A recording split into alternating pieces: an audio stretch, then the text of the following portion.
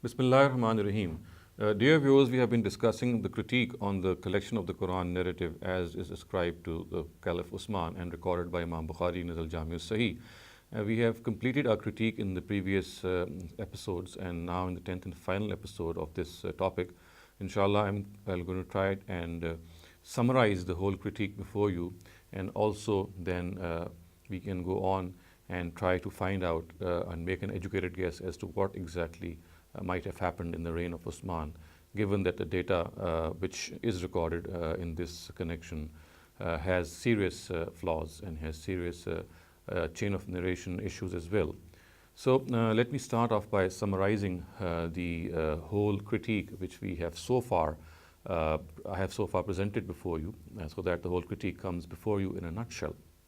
Now, the first criticism, if you can recall, was that the whole event of the collection of the Qur'an, or in the right frame, if we put it, the copying out of the Qur'an in the times of the Caliph Uthman, it seems to be a highly improbable event, the way it has been narrated in Al-Jami Sahih of Imam Bukhari.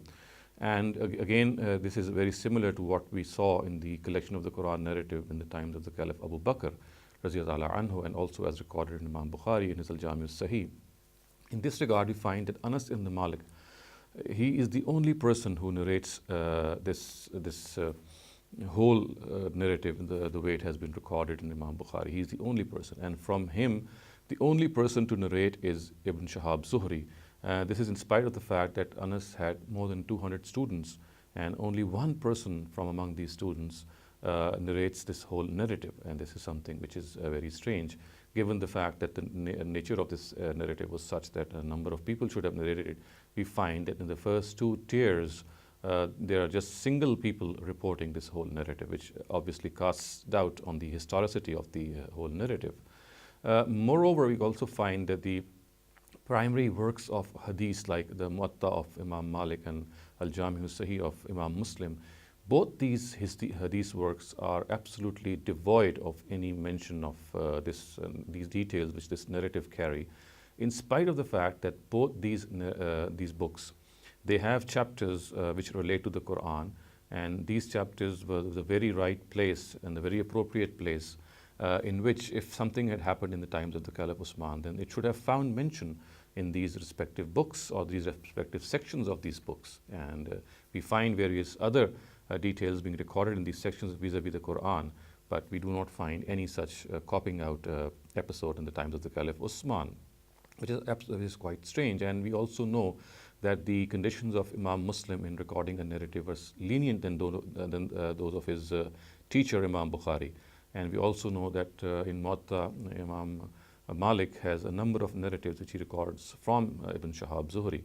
So all this makes a lot of it really casts doubt as to why was this narrative, why didn't it find its mention in these two books.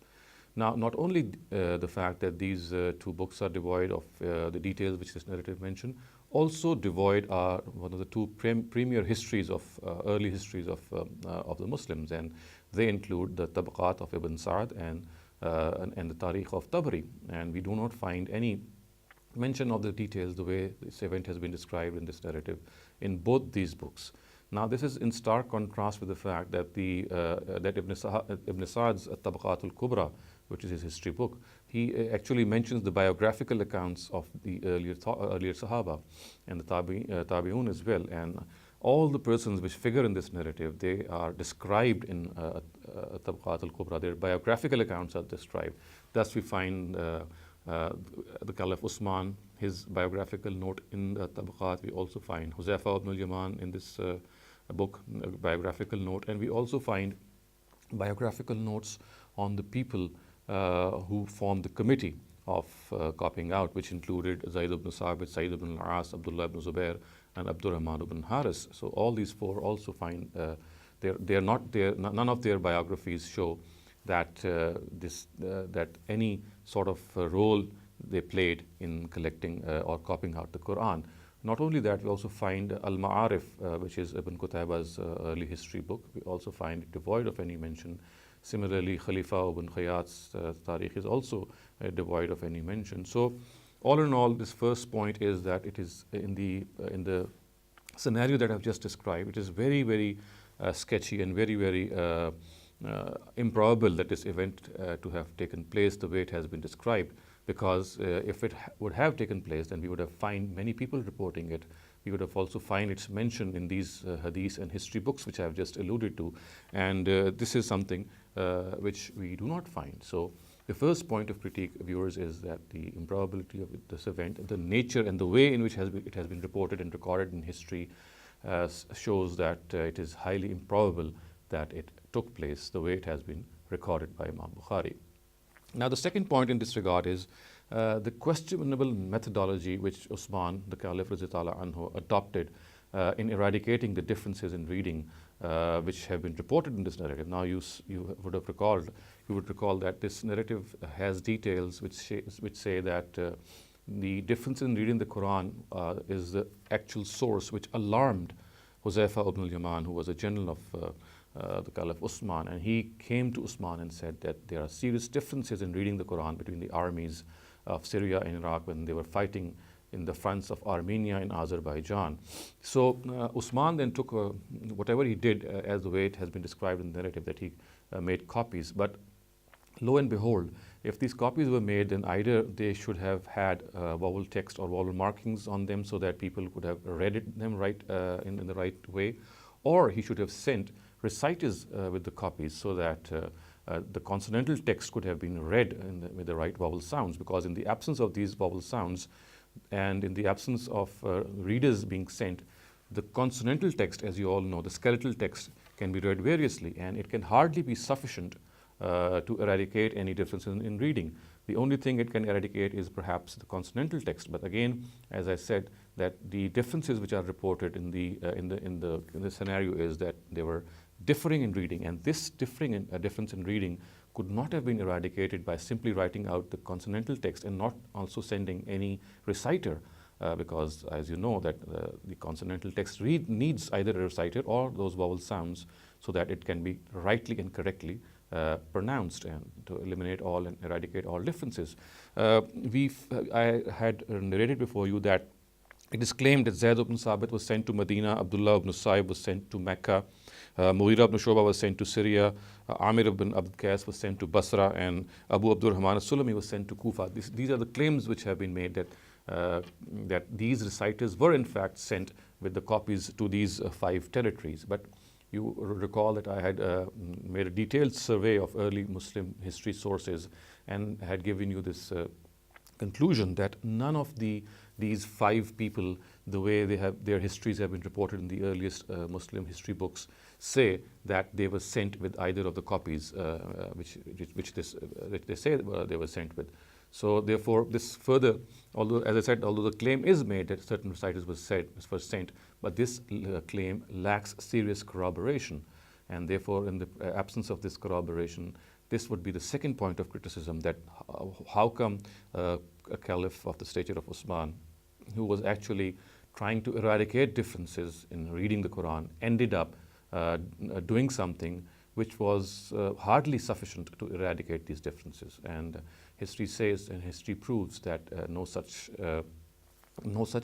precaution was taken by him which could have eliminated these differences. And in the presence of this, we can easily see and perhaps conclude that Uthman would never have taken this step, and it would have never in the first place taken place. Otherwise, if he had done so, then he would have made sure that either the consonantal text was marked with vowel sounds, or he would have sent reciters. And neither we see that the consonantal text had any vowel text, as is proven in history, because these vowel sounds were introduced later on, and nor do we see that any reciters were sent with these books, with these copies or codices, in spite of the fact that the claim has been made, which I have just described. So this is the second point of criticism that should remain in consideration. Now, the third point in consideration is that, or the third point of critique is that, as you all know, that this narrative says that serious differences arose between the armies of Kufa and Syria when they were fighting on the fronts of Armenia and Azerbaijan. And the narrative says that these differences actually related to the difference in reading the Quran. Different people both armies were reading differently. The people of Syria would be reading something which the people of Kufa were not aware of, and similarly vice versa. So therefore, this is what this narrative says, and this is what actually alarmed Huzaifa when he came to the Caliph Uthman and then requested him to take notice of this situation. Now, you would also remember that I had made a detailed survey of Muslim historical sources earlier on and had divulged this before you, that the sources of the first 6 centuries, they are absolutely without any mention of any difference of opinion or differences of debate arising amongst armies on the basis of variously reading the Quran. No such thing is reported in the earliest Muslim histories of the first 5 or 6 centuries. On the contrary, what is most probably, something which was more probable that happened vis-a-vis the nature of difference between the armies, was that they actually differed on the issue of the spoils of war. It was not on the differences of reading the Quran, but on the issues of spoils of war, that the two armies were daggers drawn with each other, and they wanted a certain decision that to be taken in this regard, which I've already described upon earlier on. So you would see that the way this narrative describes that actually the differences were because of the difference in reading the Quran. This is not corroborated by history books. On the other hand, what these history books do corroborate is that it was the spoils of war which was the cause of this variation, or this severe difference between the two armies. So again, this is something which casts doubt on at least one part of the narrative, in which these differences are cited in reading the Quran to be the source of Uthman's whole endeavor. Now, the fourth point is that we also find that in this narrative, it says that a missing verse was found at this time, a missing verse of Surah Ahzab. Now, again, this is something very, very improbable, or something very questionable, because in this scenario, we would be led to believe that the first 2 caliphs, Abu Bakr and Umar, or even Hafsa, with whom this Musaf or this codex lied in the times of Uthman, till it reached him, that none of them actually read this Musaf, because if they would have read it, then certainly this missing verse would have come to their notice. And even if this is accepted, then it is further, the situation is further complicated by the fact that in spite of the huge amounts of efforts made by the Caliph Umar in particular of spreading and disseminating the Quran to various territories, that this verse be found even in written form with a single person, Khuzaimah ibn Sabit, as the narrative says. And it is highly improbable, because the way the Caliph Umar went about spreading the Quran, he commissioned people, he gave them scholarships to spread the Quran and its copies to various areas in his own era. So by the time we reach the times of the Caliph Uthman, or his era, how would it be possible that a single verse will be found in written form, as our historians claim, with a single person in the presence of this huge dissemination work? It is highly improbable that one person just says that it is the verse of the Quran which has been missing is with me, and I am going to bring it to your notice. Moreover, we also have seen I was criticizing this whole narrative, that the Zush-Shahadatain narrative, which says that the weight of Khuzama's witness was twice the others, and hence it was because of this that because he carried the weight of 2 witnesses, that this verse was accepted from him. We have also seen that narrative lacks serious authenticity. It has reliability issues, not only its text, but also its chain of narration. So all in all, we can see this fourth point is also very important, that the improbability of the missing verse of Surah Ahzab in the times of the Caliph Uthman. Now, the fifth point of critique is that if ever a collection had been made by Abu Bakr, it would have been in state custody. And it is hard to believe that it did not remain in state custody. It was passed on to the Caliph, after the Caliph Umar, to the personal possession of Hafsa radhiyallahu anha. So it is very hard to believe that it still resided with Hafsa, a state collection residing with Hafsa, the daughter of the Caliph Umar and wife of the Prophet Muhammad sallallahu alaihi wasallam. Why would it reside with Hafsa when it was a state-owned material? And moreover, when once Uthman obtained it from her to make copies, why did he return it? In fact, in some of the instances, he had to assure Hafsa that he would return it, and only on that condition did Hafsa hand over the copy to him. So why this is a big why which arises in this case, and therefore it casts doubt on the narrative as well.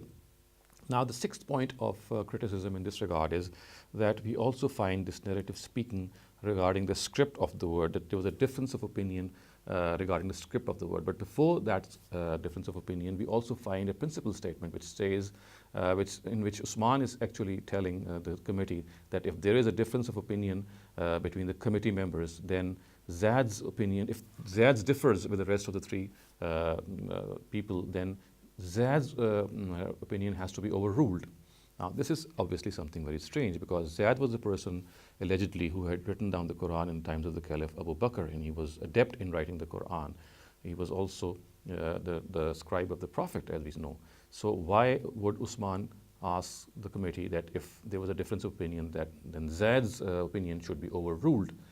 This is something very important. Moreover, why would Zad leave out something in writing which he heard directly from the Prophet, maybe in writing or while hearing something from him? So why would he give up this? That was something which he, why would he tolerate the fact that he should be overruled in writing when he was the person who had directly written the Quran in the times of the Prophet Muhammad and also in the times of Caliph Abu Bakr? So again, this is something very strange. Now, in this regard, we also find that the narrative of Tirmizi reports that there was a difference of opinion in the committee between the word tabut. And it says that Zayd ibn Sabit insisted on its spelling as a tabu with a ha in the end, while the committee members said it should be a tabut with a ta in the end. And the matter was referred to Uthman. So the question which arises here, that if copies were being made from the Caliph Abu Bakr's Mus'haf or his codex, then whatever would have been written in that codex should have been the way it had been written, either with a ha or a ta. That would have been copied the way it was written. So if the word was written as a tabu, then why would Uthman have insisted that it should be written as a tabut? And if the word had been a tabut, then why would have Zayd insisted that it should have been a tabu, as the narrative says? So again, this is something very strange, that why this difference of opinion would have arisen, because actually what the committee was doing, it was copying out the Quran, merely copying it out, its text, and a tabut or a tabu, both, whatever the case was, it should have been the exact replica. It's strange that this difference of opinion should have arisen, and it's strange that this overruling also should have been made.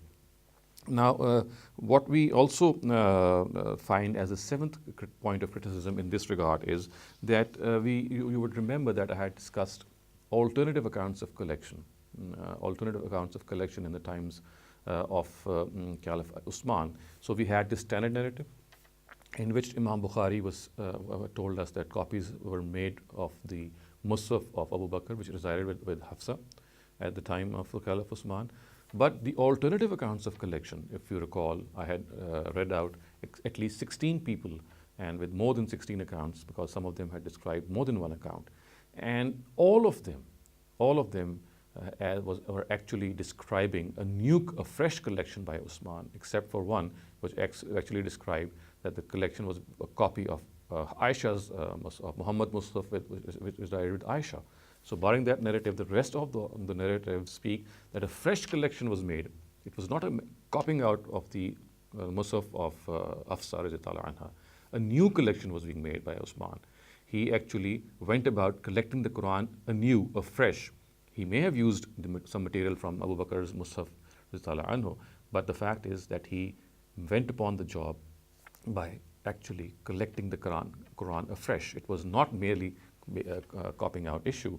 So these alternative accounts again are very strange, that why there are stark differences with the main narrative. And we had also seen that amongst these alternative accounts, there were serious differences. We have found that we had categorized them into various categories, and we had seen that all these categories differed with one another, and within the categories we also found narratives themselves differing with one another. So this is the seventh point of criticism, that these alternative accounts, they depict a fresh collection. Now, as far as the eighth and final point of criticism is concerned, we saw that the chains of narrations of the narratives which we have discussed, the chain of narration of the primary narrative of the collection, the chain of narrative of the independent Surah Azab narratives. We had certain narratives which independently just mentioned the fact that the verse of Surah Ahzab had been found in times of the Caliph Uthman. So that narrative, the Zush Shahadatain narrative, and then the alternative account collection narratives. So all these four categories of narratives, we saw that there were serious flaws in their chains of narration.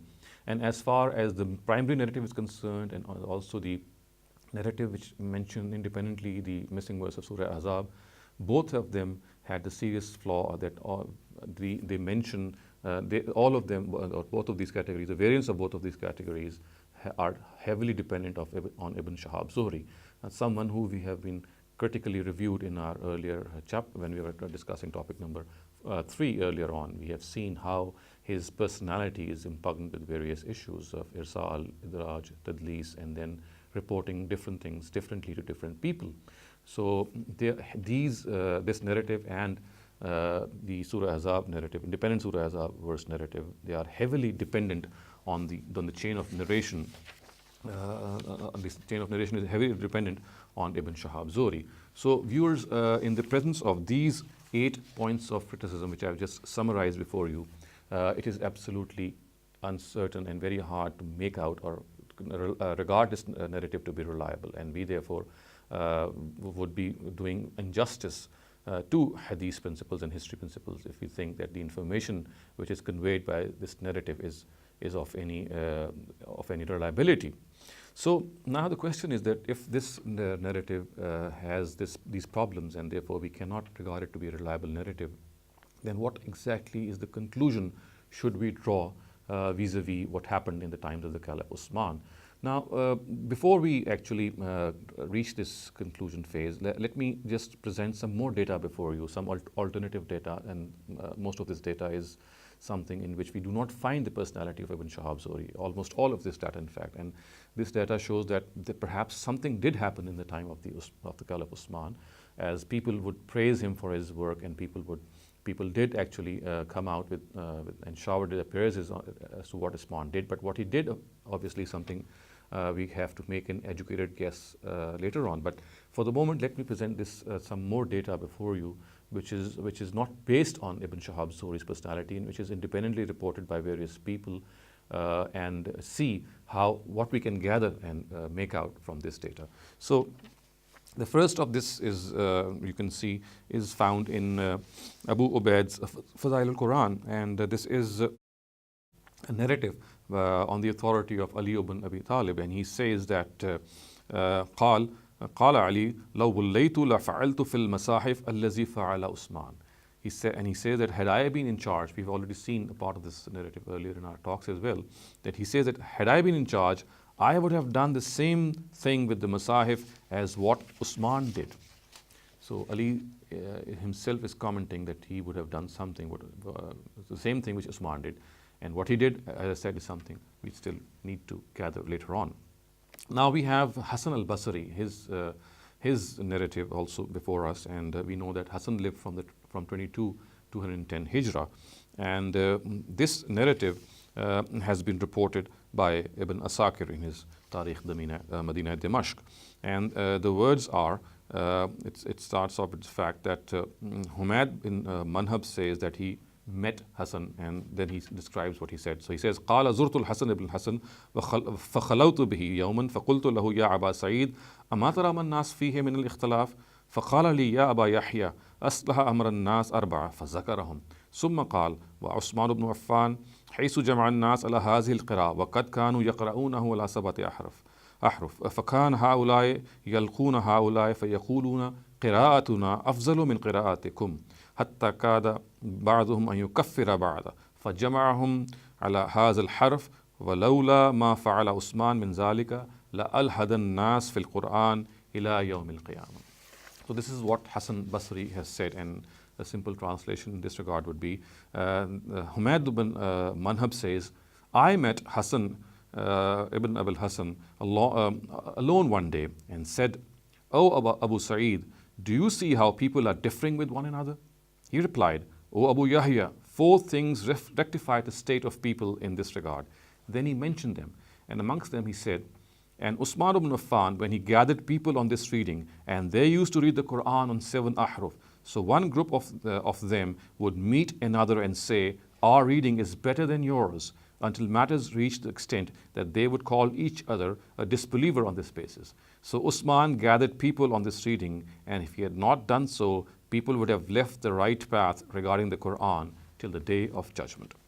So this is what we find Hasan al-Basri saying, and obviously he is alluding to the Sabatu Ahraf narrative, which we ourselves are going to critically review in our later sessions. But for the moment, what we can gather from him is that he's actually praising Uthman for certain things that he did.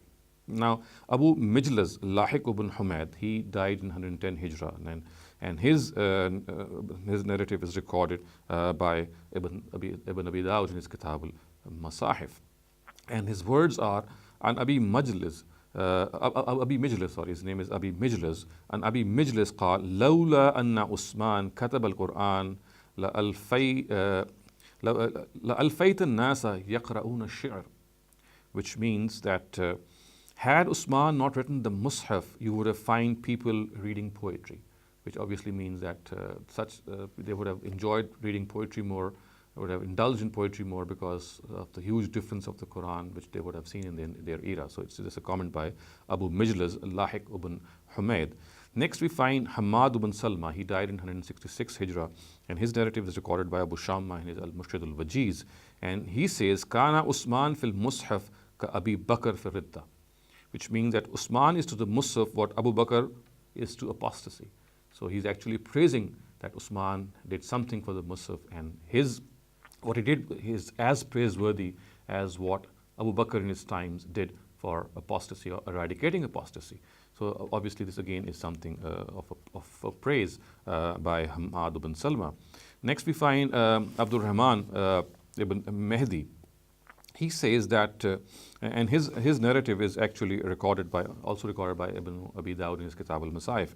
So he says, Sameetu Ahmad ibn Sanan actually says that he's heard this from Abdul Rahman ibn Mehdi, and he says, يقول خصلتان لعثمان ibn Affan ليستا لأبي بكر ولا لعمر صبره نفسه حتى قتل مظلوما وجمع الناس على المصحف, which means that there are 2 characteristics. Abdul Rahman ibn Mehdi says that there are 2 characteristics in Uthman which are not found in Abu Bakr or Umar.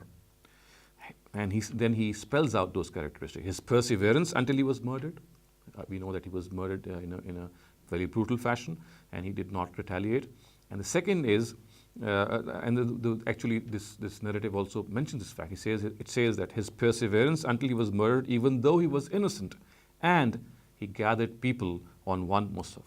So we find a person like Abdul Rahman ibn Mehdi, who actually lived from 135 to 198 Hijrah, praising Uthman in this matter. We also find certain other comments of praise, but I'm leaving them out just to give you this idea that actually Uthman radhiyallahu anhu did something for the Mus'haf or for the betterment of the Mus'haf, for the cause of the Mus'haf, which people did praise. However, the way it has been reported in Bukhari's narrative, that does stand questionable. But please keep this data in mind. And let me also add a further point or piece of information before you, and that is that in the times of Hajjaj ibn Yusuf, when he was the governor of Kufa, we know that he also launched a massive campaign to eradicate certain spurious masahif, in which in his opinion, he actually appointed a 3-member committee, and he gave that committee the task that they should burn and destroy all the masahif which were not in accordance with the Usmanic Mus'haf. And he also said that the committee members should pay a compensation of 60 dirhams to people from whom they confiscate these masahif and burn them. And for each musaf, they should pay a compensation of 60 dirhams. So we see that later on after Uthman, even Hajjaj making it sure in his times that the Caliph, whatever Caliph Uthman did, it continues, and any deviation in this regard is also checked. So this is also a very important piece of information. Now, viewers, also let me give some more information to you vis-a-vis the fact that some masahif that were written, we find difference of opinion among our historians that various number of masahif were sent to various areas of the empire. And some say the number was 4 or 5. We just go about that and see. But this again shows that Uthman actually sent out these masahif to various territories. Now, as far as this number is concerned, it cannot be said with certainty because there are a number of reports which say. Now, also let me point out these reports so that you can see how various historians are reporting various number of masahif being spread in the territory. So Hamza ibn Habib al-Zayyat, we find it in his Abu Abi Dawud, Kitab al-Masahif, saying that Uthman made 4 copies. One was sent to Kufa. It was placed with a person from the Murad tribe. It remained with him until he wrote his Musaf from it. And according to Ibn Bashkawal, this has been recorded by Tilmisani, his Nafut Tib. The copies made were 4, and they were sent to Kufa, Mecca, Basra, in Syria. And Ad-Dani also records that in the opinion of most authorities, the copies made were 4. And Dani has recorded this in his Al-Muqni. Now, as far as Ibn Hajar and Asyuti are concerned, Ibn Hajar, he says that in his Fathul Bari and Asyuti in his Al-Itqan, that the copies made were 5. So we find people like them who are themselves historians, that number of copies made were actually 5. And now Zurqani in his Manahil al-Irfan records the opinion of Ibn Ashir and the author of Zad al-Qurra that the copies made were actually 6. And one of them was called the Imam, which was kept by Uthman for his personal use, and the other 5 were sent to Mecca, Medina, Syria, Kufa, and Basra. So this is what these people report. Now, we also find Abu Hatim as-Sajistani in his in Zurqani, in Manahil al-Irfan, Zurqani reporting that according to Abu Hatim as-Sajistani, Uthman actually wrote out 7 masahif when he collected the Quran. He sent them to Mecca, 1 to Mecca, 1 to Syria, 1 to Yemen, 1 to Bahrain, 1 to Basra, 1 to Kufa, and retained 1 in Medina. And according to one opinion by Ibn Arabi, the copies were 7. So he too says that the copies were 7. And here's we have in other reports as well. Thus we find Ibn Jazri and Dr. Shawqi Zaif, Ibn Jazri in his An-Nashr fil Qiraat al-Ashr, and Shawqi Zaif in his preface to the Kitab al-Saba of Ibn Mujahid, saying that the copies made were actually 8. So one of them was retained by Uthman personally, and the other was sent to Kufa, Basra, Yemen, Mecca, Medina, Syria, and Bahrain. So we find Ibn Jazri and Shawqi Zaif saying that the copies made were 8. Now we have a person of the stature of Yaqubi, another historian, in his Tarikh, saying that the number of copies that were made were actually 9, and they were sent to Kufa, Basra, Mecca, Medina, Egypt, Syria, Bahrain, Yemen, and Al Jazeera. So this is what we find in the case of Al-Yaqubi. So again, this data needs to be considered. That in the first case, we find comments from various people regarding praising Uthman, that he did something for the collection for the preservation of the Quranic text. Next, we find a person of the stature of Hajjaj ibn Yusuf, he forcefully implementing the Uthmanic text, or forcefully at least destroying people texts that were not in conformity with Uthman's text. And then we find this historical piece of information that various copies were sent out, the number of copies varying from 4 to 9 by various historians. So in the light of these details, one is compelled to conclude that Uthman did something for the cause of the Quran in some way and took measures for its preservation.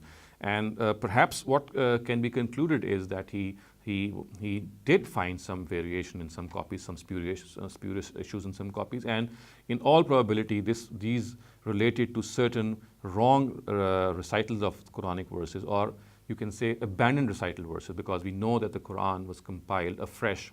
It was given a new compilation, and during this compilation, the second compilation, some of the recitals of the previous verses might have changed or been cancelled, and the Sahaba would have, some of the Sahaba would still have the Arzai Ula with them, the Arzai Ula recitation with them of parts of the Quran. So they might have insisted on that recitation because they would have heard it directly from the Prophet.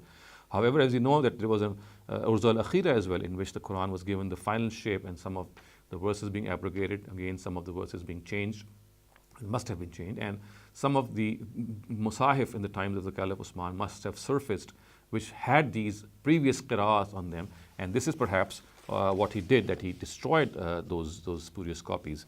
And also, viewers, this should be taken into consideration that as the Caliph of Uthman, when he saw perhaps that some difference of opinion was taking place, or some spurious texts were being read by some people and they were insisting on their reading as well, then he might have embarked upon a campaign of writing the Masahif and sending it to various parts of the territory. So it was just his own role as a disseminator of the Quran. He himself, as a person or the in charge of the Muslim empire in his own times, as was the case with other caliphs as well, that they did their job in spreading the Quran. We know that the Caliph Umar in his time spread the Quran by appointing teachers of the Quran, would go to people and teach them the Quran. So in a similar way, Uthman also undertook his share by actually disseminating copies of the Quran to various parts of the empire. So this is something which we can see. And he must have written out the Quranic text as well, so that if there was any difference of opinion regarding the previous qira'at, at least they could be taken care of. He would have removed any abrogated or inauthentic verse by writing these copies. He would also have set right the arrangement of the Quran if there was any difference in some of the copies. And he would have also corrected any verse which conflicted with the true consonantal text. But as far as the reading of the text was concerned, the oral tradition of reading the Quran was fully in vogue. It did not require any vowel marks. So all in all, we can say by summary that Uthman basically in his own times preserved the Quranic text in various ways. Some differences did perhaps arise, but not only did he preserve it by writing some of the text, but he also disseminated the text of the Quran, the written text of the Quran, in the various parts of the empire. But there was no serious threat to the Quranic text going extinct the way it has been reported, or differences of opinion the way it has been reported in this particular narrative, that people were actually seriously debating what the Quran is and what it is not. This is what the whole narrative gives us the picture, and the fact that there was a certain verse which was also missing. Perhaps, as I said, what had actually happened, and this again is an educated guess that I am trying to make, and you have all the right to differ with me, but in the presence of the spurious data, or the data which we cannot rely on in the matters of Caliph Uthman's collection, and in the presence of data which I just read out before you regarding the copies of the Quran, regarding Hajjaz's endeavor, and regarding the fact that people praised Uthman, so he must have played his role in disseminating the Quran and in obviously writing out the Quran in certain aspects, so that some of the spurious verses or spurious text of the Quran which might have surfaced in his times, in which people were actually insisting on the first recital of the Quran or the chronological recital of the Quran, he would have taken serious notice of that, and he would have tried to root it out. So this is what, in my opinion, perhaps did take place in the Quran in the era of the Caliph Uthman radiyallahu anhu. أقول قولي هذا وأستغفر الله لي ولكم ولسائر المسلمين والمسلمات.